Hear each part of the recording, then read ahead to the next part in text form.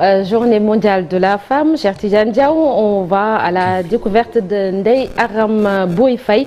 Elle est à la tête de l'autorité sénégalaise de radioprotection et de sûreté nucléaire. L'autorité sénégalaise de radioprotection et de sûreté nucléaire qui existe depuis 2011. Une mission de contrôle de protection et de prévention contre d'éventuels effets néfastes du nucléaire sont entre autres ces missions.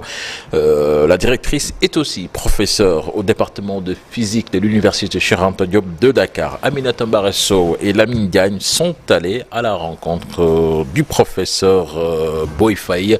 Je propose de suivre ce reportage.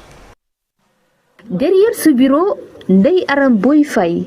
Cette femme dirige l'autorité sénégalaise de radioprotection et de sûreté nucléaire, une entité rattachée à la présidence de la République, méconnue du grand public. Quand un hôpital veut faire un traitement du cancer, il va venir à l'ARSN, donc à l'autorité, demander une autorisation pour pouvoir acheter les sources radioactives à l'extérieur. Parce que le Sénégal ne produit pas ces sources radioactives.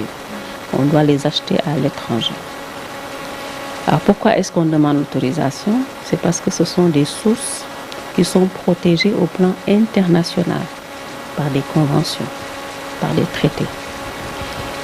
Et aucun fournisseur à l'étranger ne vendra à quelqu'un une source radioactive s'il ne voit pas l'autorisation de l'ARSN. Un travail qui requiert de la minutie mais également une expertise. On veut éviter que des personnes puissent prendre ces sources, les mettre dans des dispositifs explosifs, les faire exploser, disperser la radioactivité, contaminer les personnes et l'environnement. Donc ce sont les deux aspects de nos missions qui sont donc la sûreté, éviter les accidents, la sécurité, éviter les activités malveillantes et aussi protéger évidemment les personnes. Professeur Ndeye Arame Boye dispense également des cours au département physique de l'université Cheikh Anta Diop de Dakar. On a tant soit peu essayé d'allier les deux et je pense que jusqu'à maintenant, alhamdoulilah, on le fait. Et donc, je pense que ce n'est pas impossible.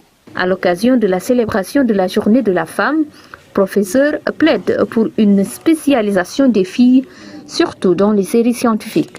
Elles peuvent démarrer l'université, mais c'est surtout les maintenir jusqu'à avoir donc les diplômes les plus élevés.